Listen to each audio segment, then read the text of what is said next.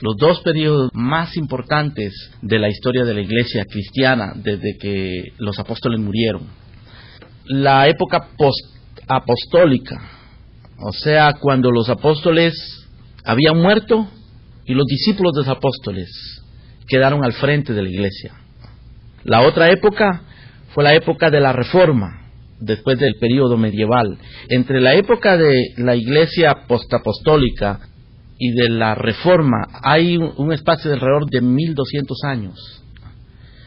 Después de que los apóstoles murieron, los discípulos de los apóstoles y los discípulos de los discípulos de los apóstoles estuvieron envueltos en las batallas más difíciles de la historia de la iglesia. No solamente en el aspecto físico, porque ellos fueron perseguidos de una manera brutal.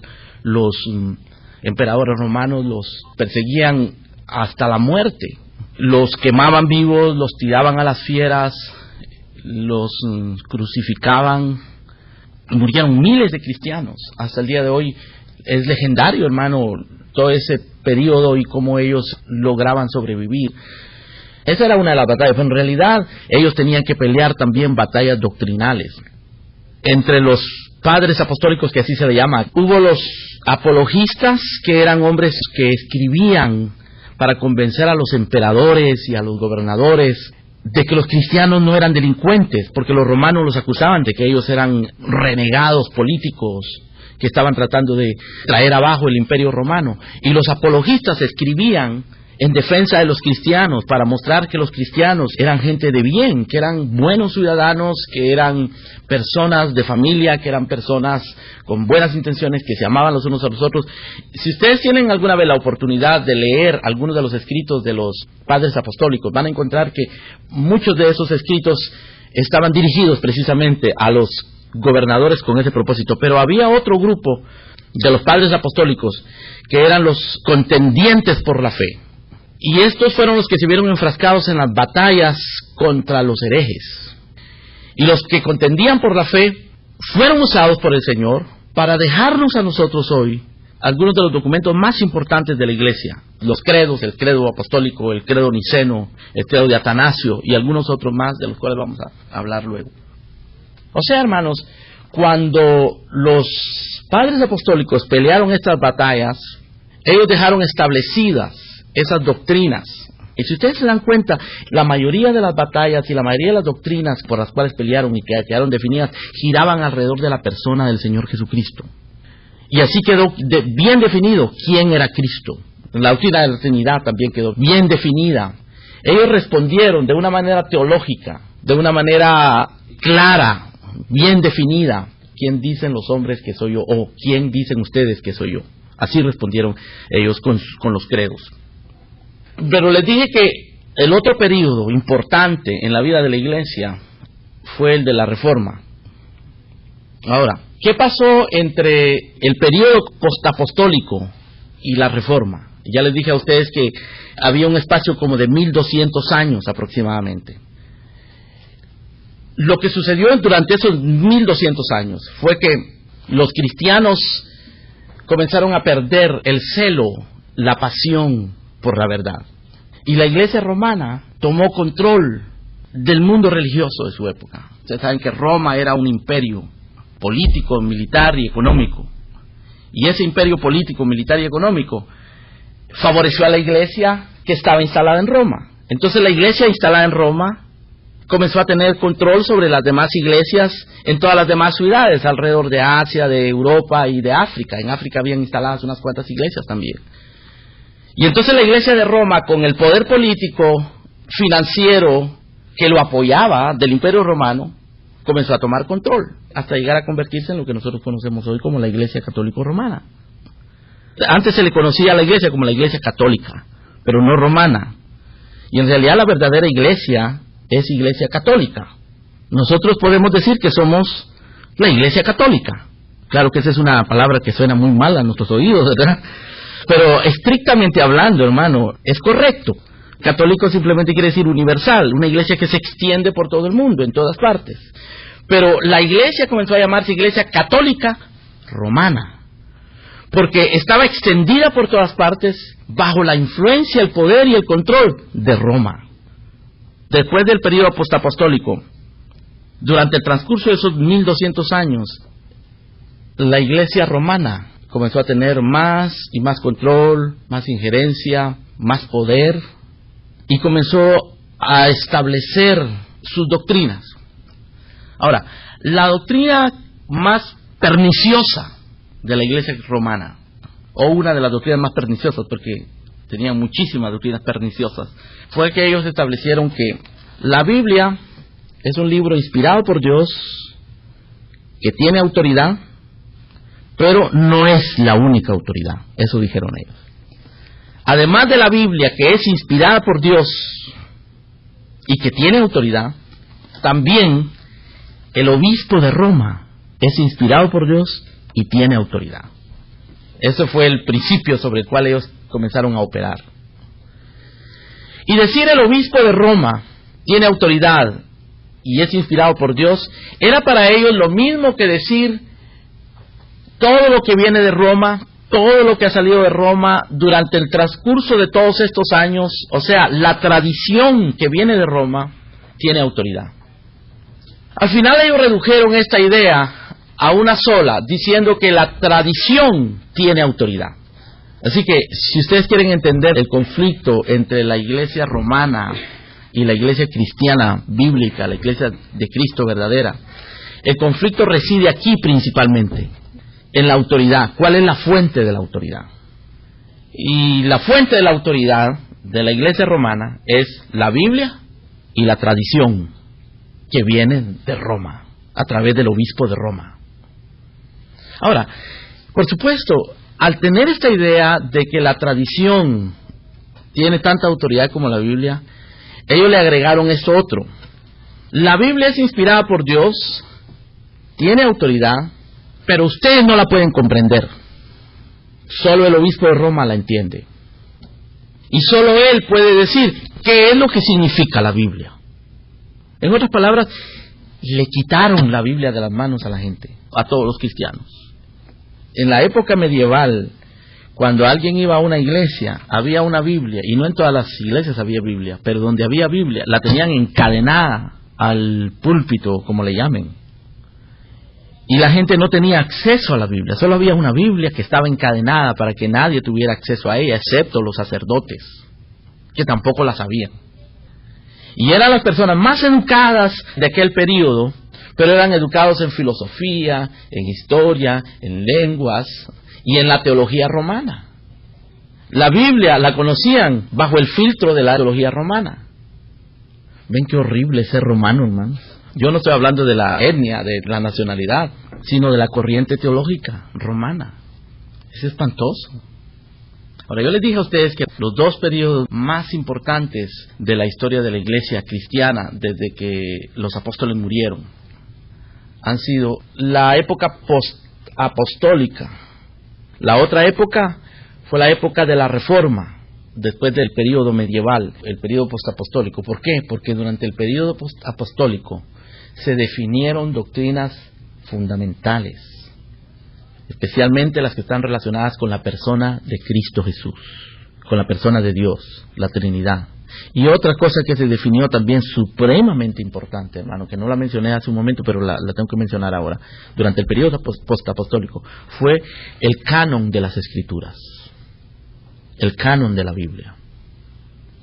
Pero entonces vino el periodo de la Reforma. El evento más conocido de la Reforma comenzó en 1517, cuando Martín Lutero clavó sus 95 tesis en contra de la venta de indulgencias de la Iglesia Católica. Eran simples proposiciones, eran preguntas o eran declaraciones que Martín Lutero hacía. 95 declaraciones, 95 preguntitas chiquitas que él estaba haciendo a todos los sacerdotes y líderes católicos, y los estaba invitando para que vinieran a discutir con él eso. Ahora, él no estaba en contra de la Iglesia Católica, él simplemente estaba en contra de la venta de indulgencias, que era una práctica que la Iglesia Católica había fomentado para levantar dinero. Le ofrecían a la gente el perdón de los pecados por un precio. Ese sacerdote Martín Lutero despreciaba eso. Veía cómo explotaban a la gente y él quería discutir ese asunto. Él era un maestro de teología y había estado enseñando por muchos años el libro de Romanos en la ciudad de Wittenberg, donde él era pastor o sacerdote de una parroquia. Pero en realidad, hermanos, la reforma no comenzó con Martín Lutero, comenzó con un hombre llamado Ulrico Zwingli en Suiza, unos cuantos años antes que Lutero. Pero Ulrico Zwingli, bueno, es prominente, pero no llegó a ser tan prominente como Martín Lutero, porque Martín Lutero fue el que después tuvo un encuentro frontal con la Iglesia romana. Pero Ulrico Zwingli, independiente de Martín Lutero, ni siquiera se conocían. Había comenzado unos cuantos años una reforma similar a la de Martín Lutero en Suiza. Pero si nosotros vamos más para atrás, hermano, había habido hombres que se habían levantado pregonando las mismas cosas que Martín Lutero y Ulrico Zwingli pregonaron durante esa época. Se habían levantado antes, pero los habían silenciado de una manera brutal. Algunos de ellos los habían quemado, los habían martirizado. Hubo uno de ellos que en Inglaterra, quizá un poco menos de 100 años antes de Martín Lutero, al que lo despreciaban tanto, pero no pudieron matarlo. Y la razón por la que no pudieron matarlo fue porque él tenía mucha gente que lo protegía, gente poderosa. La primera Biblia que se tradujo al inglés la tradujo este hombre. Y este hombre murió, pero la Iglesia Católica, tiempo después, desenterró su cuerpo, quemó sus cenizas y lo declararon un hereje. De esa manera ellos odiaban a los que predicaban la Biblia. Pero era el movimiento de Dios para traer esa reforma que era tan necesaria para la Iglesia. Ahora, ven ustedes, hermanos, por qué esos dos movimientos son tan importantes para la vida de la Iglesia.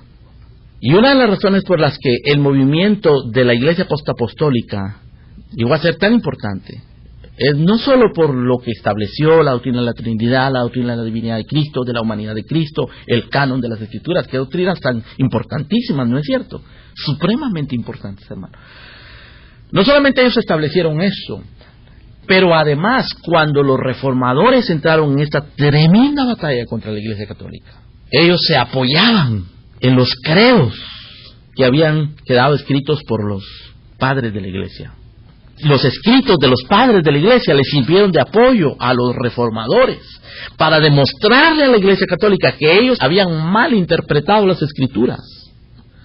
Porque claro, los académicos católicos, los sacerdotes y los grandes prelados de la Iglesia Católica podían acusar a los que estaban tratando de reformar a la Iglesia de ser ignorantes, pero a Martín Lutero no lo podían acusar de ignorante. Era un hombre bastante educado, hermanos, y había sido educado por la Iglesia Católica. Él conocía los escritos de los padres apostólicos, los conocía perfectamente, y conocía la Biblia. Y él le demostraba a los prelados y a los grandes académicos católicos, les demostró con la Biblia y con los escritos de los padres apostólicos, que la Iglesia romana estaba equivocada. Así que hay una relación histórica y una relación doctrinal entre estos dos movimientos. Ahora, yo quiero que vengan conmigo, por favor, hermanos, a la segunda carta de Corintios, capítulo número 11. Escuchen hablar a Pablo, y cuando uno escucha a Pablo en este pasaje, y cuando uno reflexiona en la historia de la Iglesia, de la manera que lo hemos estado haciendo ahora, uno se da cuenta cuánta relevancia tienen estas cosas para nosotros el día de hoy. Esas historias viejas de las cosas que le pasaron a los cristianos del pasado, y estas declaraciones apostólicas, más viejas aún, que encontramos escritas aquí en la Biblia, son supremamente importantes para nosotros, porque lo que le sucedió a aquella gente y lo que quedó escrito aquí es similar a lo que nosotros vivimos hoy, hermanos. Y la manera en que aquellos hombres y mujeres pelearon estas batallas es la manera en que nosotros lo tenemos que hacer ahora. Y gracias a Dios queda registrado en las Escrituras y en la historia cómo se pelean esas batallas y el costo de esas batallas. Bueno, leamos 2 Corintios capítulo 11. Ojalá me toleraseis un poco de locura. Sí, toleradme, porque os celo con celo de Dios, pues os he desposado con un solo esposo para presentaros como una virgen pura a Cristo.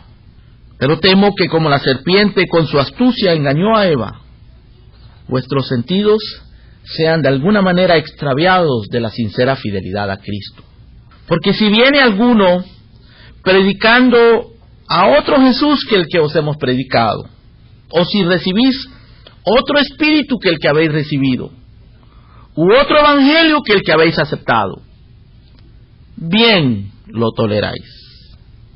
Y pienso que en nada he sido inferior a aquellos grandes apóstoles, pues aunque sea tosco en la palabra, no lo soy en el conocimiento. En todo y por todo os lo he demostrado. ¿Qué está haciendo Pablo aquí, hermanos? Bueno, está demostrando su pasión por la iglesia, su amor por la verdad, su preocupación por el pueblo de Dios. Y él sabe que va a lucir como un loco ante los hermanos, y por eso les dice, toleradme un poco de locura, me voy a portar como que si estuviera un poquito loco. Y les voy a explicar por qué me estoy comportando de esta manera, le dice Pablo. Sucede que yo estoy celoso por ustedes, porque yo os he desposado con un solo esposo, para presentaros como una virgen pura a Cristo. Ustedes son como una jovencita que está a punto de casarse. Y yo soy el encargado de que ustedes se mantengan puros, para que cuando lleguen al matrimonio, el matrimonio sea un matrimonio santo. Eso es lo que Pablo está diciendo. Es mi responsabilidad que ustedes se mantengan puros, para presentarnos a Cristo como a una virgen, cuando llegue el día del matrimonio, cuando Él venga. Eso es lo que Pablo está diciendo aquí. Y eso, hermanos, ha sido y es y sigue siendo la responsabilidad de todo ministro. La responsabilidad ministerial es una responsabilidad muy grande, hermano. No es simplemente tener los dones para predicar y tener el carisma para atraer a la gente y de tener la capacidad organizativa para hacer crecer una iglesia. Y no es eso, hermano. Y mucha gente piensa que eso es el ministerio. Y hay hombres que tienen esas capacidades administrativas, tienen esa capacidad verbal para poder expresarse de una manera elocuente, y tienen el carisma y la personalidad para atraer gente, pero no entienden el ministerio. Y por eso se venden, hermano. Se venden a doctrinas falsas, se venden a metodologías modernistas, se venden a estrategias humanas.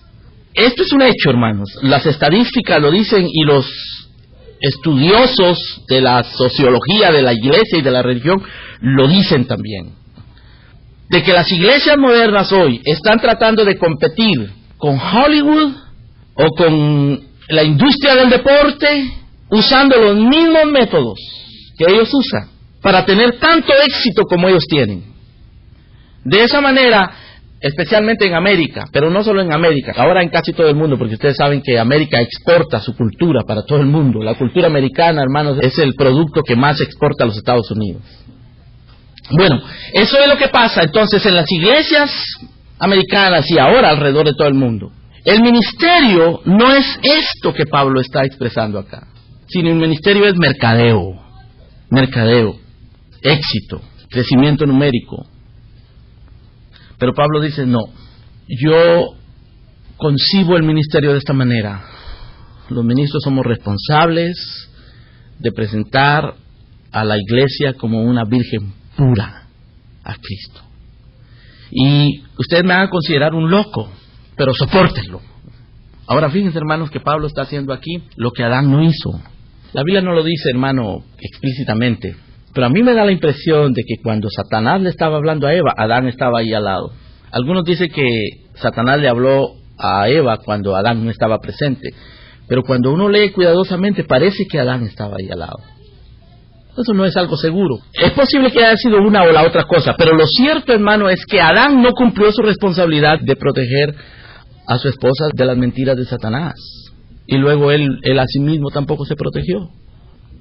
Y dejó un precedente que se sigue repitiendo y repitiendo y repitiendo en los matrimonios, y se sigue repitiendo después en la iglesia. Ahora el apóstol Pablo aquí no está hablando de un matrimonio literal, pero está hablando de la iglesia, y dice, yo no voy a hacer lo que Adán hizo, yo no voy a dejarlos desamparados a ustedes, yo los voy a celar para presentarlos como una virgen pura a Cristo, porque temo, dice en el verso 3, que como la serpiente con su astucia engañó a Eva, vuestros sentidos sean de alguna manera extraviados de la sincera fidelidad a Cristo.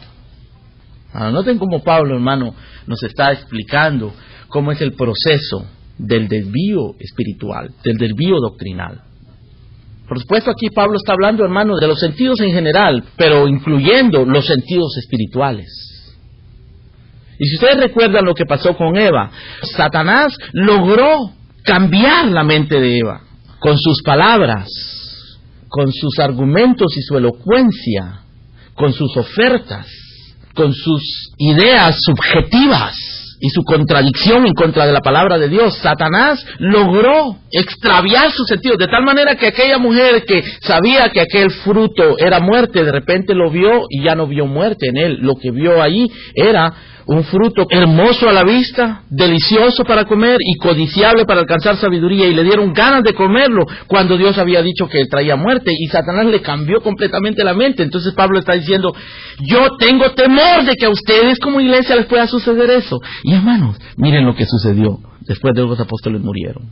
Por 1200 años la iglesia se extravió por completo, y siempre hubo, como en los días de Elías se sentía tan solo porque ya no había profetas. Él le dijo al Señor, Señor, ya nadie te adora, nadie te busca, solo yo he quedado, han matado a todos tus profetas. Y el Señor le dice, no, Elías, todavía hay 7000 rodillas que no se han doblado. La pregunta, aunque Elías no lo expresó, pero la pregunta de Elías pudo haber sido, ¿y dónde están? Yo no los veo. Puede ser que nosotros también digamos, ¿y dónde están? Yo no los veo. Pero el Señor los tenía. Igual, en la época medieval, cuando reinaba Roma en todo el mundo, la ignorancia y las tinieblas y la superstición y la idolatría eran las que gobernaban, hermano, el mundo religioso de aquella época. Dios tenía testigos ahí. Dios no se había quedado sin testigos. Pero la iglesia fue extraviada en general, terriblemente, hasta que Dios levantó a aquellos hombres que fueron usados para la reforma de la iglesia. Vuelvo otra vez a lo que dije al principio, hermanos. ¿Se dan cuenta ustedes de la importancia de esos dos periodos? Del periodo postapostólico y del periodo de la reforma. Por eso que el periodo postapostólico sabemos muy poco. Los evangélicos no tenemos suficiente aprecio por ese periodo postapostólico, pero debemos de tenerlo, hermano. Y en las próximas semanas, Dios mediante, vamos a estar estudiando algo acerca de eso para que ustedes tengan más entendimiento, más comprensión, más aprecio por lo que Dios hizo durante aquella época. Pero esa lucha de los padres apostólicos y de los reformadores es la misma lucha que Pablo está expresando aquí, o que está escribiendo acá. Vean lo que dice Pablo en el versículo número 4. Aquí está su temor. Dice, porque si viene alguno predicando a otro Jesús que el que os hemos predicado, o si recibís otro espíritu que el que habéis recibido, u otro evangelio que el que habéis aceptado. ¿Qué dice Pablo? ¿Lo rechazáis? Bien, lo toleráis. Pablo, hermano, está dando por hecho la debilidad de la iglesia. Cuán vulnerables somos los creyentes a ser desviados, a extraviarnos. Somos muy vulnerables, hermano. Porque nosotros tenemos necesidades inmediatas, ¿ven? Y somos seres emocionales. Y cuando nosotros nos enfrentamos a ciertas necesidades inmediatas que necesitan resolución inmediata, o estamos pasando por un estado emocional crítico en nuestras vidas, ahí es donde Satanás se aprovecha. Y nos trae otro Cristo, otro Espíritu y otro Evangelio. Por eso es que Pablo dijo, en todo y por todo he sido enseñado. He aprendido, decía Pablo. Todo lo puedo en Cristo que me fortalece. Y Pablo lo decía, hermanos, porque él sabía cuán vulnerables somos nosotros cuando nos quedamos sin trabajo, cuando tenemos un problema sentimental, cuando tenemos un problema físico, una enfermedad, cuando no tenemos amigos, cuando nos sentimos solos o confusos, o cuando tenemos dos opciones y una es más fácil que la otra. Qué fácil es ser extraviados por el enemigo y no seguir la voluntad de Dios. Vean lo que dice Pablo en el verso número 5. Dice, y pienso que en nada he sido inferior a aquellos grandes apóstoles. Yo no sé exactamente a quiénes se refiere Pablo cuando él dice aquellos grandes apóstoles. Pero lo que sí podemos comprender ahí es que habían algunos que se llamaban apóstoles que competían contra Pablo. Y eran tan fantásticos, tan exitosos, que hacían lucir a Pablo inferior. Eso es lo que Pablo dice aquí. Pienso, dice en el verso 5, que en nada he sido inferior a aquellos grandes apóstoles. pues aunque sea tosco en la palabra, o sea que probablemente aquellos apóstoles eran más refinados. Había un grupo, hermano, de gente en el tiempo de Pablo, que eran conocidos como los sofistas. Lo que mejor ellos podían hacer, y eran profesionales en eso, era argumentar, convencer a las personas de cualquier cosa. Lo curioso, hermanos, es que estos individuos podían argumentar y convencer a cualquier persona de cualquier cosa, aunque fuera mentira. Por eso cuando el apóstol San Pablo le habla a los corintios, en la primera carta a los corintios les dice: cuando fui a vosotros a anunciaros el testimonio de Dios, no fui con excelencia de palabras de sabiduría, y ni mi palabra ni mi predicación fue con palabras persuasivas de humana sabiduría. Ahora, cuando Pablo habla de excelencia de palabras o sabiduría, no fui con excelencia de palabra o de sabiduría. Él está pensando en los sofistas. Pablo no era de esos. Palabras persuasivas, oigan esto, palabras persuasivas de humana sabiduría. Esa frase, palabras persuasivas de humana sabiduría, describe la profesionalización del sofismo. Pablo dice: yo no soy un sofista, yo no vengo aquí a convencerlos a ustedes, yo vengo a hablarles del Señor Jesucristo. Y lo voy a hacer con una actitud de debilidad y temor y temblor. Yo no vengo con arrogancia con ustedes, o a imponerme. Los sofistas, hermano, eran arrogantes. Como siempre lucían bien. Y por eso es que Pablo, en el capítulo que estamos leyendo, en el versículo que estamos leyendo, en 2 Corintios 11, o verso 5, dice: yo pienso que nada he sido inferior a aquellos grandes apóstoles. Ahora, hermanos, déjenme decirles, hay muchos sofistas en los púlpitos del día de hoy. Se paran, hermano, y usan los trajes más elegantes y más caros, manejan los mejores carros, tienen las iglesias más elegantes, las mejores orquestas detrás de ellos en sus púlpitos, y atraen a las multitudes con su sofismo. Pablo habló de ellos cuando le dijo a Timoteo: Timoteo, te encarezco delante de Dios y del Señor Jesucristo, que te va a juzgar un día, va a juzgar a los vivos y a los muertos, que prediques la palabra, que hinches a tiempo, fuera de tiempo, redarguye, reprende, exhorta, con paciencia, con doctrina, porque vendrá tiempo cuando la gente no va a querer oír la sana doctrina, y se van a amontonar maestros conforme a las ganas, a los deseos y a las exigencias de la gente, y apartarán de la verdad del oído. La gente tendrá comezón de oír, pero sofistas. Y Pablo dice: yo, hermanos, os celo, con celo de Dios. Ahora, hermanos, eso se perdió después del periodo postapostólico. Y los obispos, comenzando por el de Roma y todos los demás, tomaron control del asunto, hermano. Hasta que llegaron los reformadores y reformaron. Fíjense que la palabra reforma quiere decir darle su forma a lo que se había deformado. Aquello estaba deformado y ellos lo reformaron con la verdad. Hoy día estamos enfrentando la misma batalla.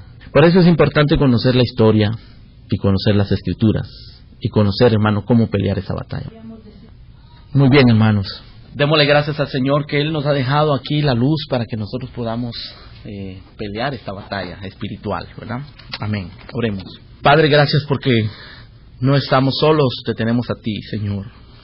Y aunque andamos en la carne porque somos seres débiles y somos seres limitados como cualquier otro, Señor, no militamos según la carne, porque las armas de nuestra milicia no son carnales, sino poderosas en Dios para la destrucción de fortalezas. Y tú nos has dado, Señor, tu Espíritu y tu palabra para derribar argumentos y toda altivez que se levanta contra el conocimiento de Dios, y para llevar cautivo todo pensamiento a la obediencia a Cristo. Señor, enséñanos a pelear esta batalla con estas armas espirituales, Señor, y enséñanos a distinguir, a discernir la verdad y a pregonarla, Padre, con claridad, con valentía, con energía de tu Santo Espíritu, por Cristo nuestro Salvador. Guarda tu iglesia, Señor, y guarda a tus ministros, guarda a los predicadores, Señor, que pregonan fielmente tu palabra. Guarda nuestra iglesia en particular, te lo rogamos. Encontrar que muchos de esos escritos estaban dirigidos precisamente a los gobernadores con ese propósito, pero había otro grupo de los padres apostólicos que eran los contendientes por la fe, y estos fueron los que se vieron enfrascados en las batallas contra los herejes, y los que contendían por la fe fueron usados por el Señor para dejarnos a nosotros hoy algunos de los documentos más importantes de la Iglesia. Los credos, el credo apostólico, el credo niceno, el credo de Atanasio y algunos otros más de los cuales vamos a hablar luego. O sea, hermanos, cuando los padres apostólicos pelearon estas batallas, ellos dejaron establecidas esas doctrinas. Y si ustedes se dan cuenta, la mayoría de las batallas y la mayoría de las doctrinas por las cuales pelearon y que quedaron definidas, giraban alrededor de la persona del Señor Jesucristo. Y así quedó bien definido quién era Cristo. La doctrina de la Trinidad también quedó bien definida. Ellos respondieron, instalada en Roma, comenzó a tener control sobre las demás iglesias en todas las demás ciudades, alrededor de Asia, de Europa y de África. En África habían instaladas unas cuantas iglesias también. Y entonces la iglesia de Roma, con el poder político, financiero, que lo apoyaba del Imperio Romano, comenzó a tomar control, hasta llegar a convertirse en lo que nosotros conocemos hoy como la Iglesia Católica Romana. Antes se le conocía a la iglesia como la Iglesia Católica, pero no romana. Y en realidad la verdadera iglesia es Iglesia Católica. Nosotros podemos decir que somos la Iglesia Católica. Claro que esa es una palabra que suena muy mal a nuestros oídos, ¿verdad? Pero estrictamente hablando, hermano, es correcto. Católico simplemente quiere decir universal, una iglesia que se extiende por todo el mundo, en todas partes. Pero la iglesia comenzó a llamarse Iglesia Católica Romana, porque estaba extendida por todas partes bajo la influencia, el poder y el control de Roma. Dieron de una manera teológica, de una manera clara, bien definida, ¿quién dicen los hombres que soy yo? O ¿quién dicen ustedes que soy yo? Así respondieron ellos con los credos. Pero les dije que el otro periodo importante en la vida de la iglesia fue el de la Reforma. Ahora, ¿qué pasó entre el periodo postapostólico y la Reforma? Ya les dije a ustedes que había un espacio como de 1200 años aproximadamente. Lo que sucedió durante esos 1200 años fue que los cristianos comenzaron a perder el celo, la pasión por la verdad. Y la iglesia romana tomó control del mundo religioso de su época. Ustedes saben que Roma era un imperio político, militar y económico. Y ese imperio político, militar y económico favoreció a la iglesia que estaba instalada en Roma. Entonces la iglesia, los dos periodos más importantes de la historia de la iglesia cristiana desde que los apóstoles murieron, la época post-apostólica, o sea, cuando los apóstoles habían muerto y los discípulos de los apóstoles quedaron al frente de la iglesia. La otra época fue la época de la Reforma, después del periodo medieval. Entre la época de la iglesia postapostólica y de la Reforma hay un espacio de alrededor de 1200 años. Después de que los apóstoles murieron, los discípulos de los apóstoles y los discípulos de los discípulos de los apóstoles estuvieron envueltos en las batallas más difíciles de la historia de la iglesia. No solamente en el aspecto físico, porque ellos fueron perseguidos de una manera brutal. Los emperadores romanos los perseguían hasta la muerte. Los quemaban vivos, los tiraban a las fieras, los crucificaban. Murieron miles de cristianos. Hasta el día de hoy es legendario, hermano, todo ese periodo y cómo ellos lograban sobrevivir. Esa era una de las batallas, pero en realidad ellos tenían que pelear también batallas doctrinales. Entre los padres apostólicos, que así se le llama, hubo los apologistas, que eran hombres que escribían para convencer a los emperadores y a los gobernadores de que los cristianos no eran delincuentes, porque los romanos los acusaban de que ellos eran renegados políticos que estaban tratando de traer abajo el imperio romano. Y los apologistas escribían en defensa de los cristianos para mostrar que los cristianos eran gente de bien, que eran buenos ciudadanos, que eran personas de familia, que eran personas con buenas intenciones, que se amaban los unos a los otros. Si ustedes tienen alguna vez la oportunidad de leer algunos de los escritos de los padres apostólicos, van a encontrar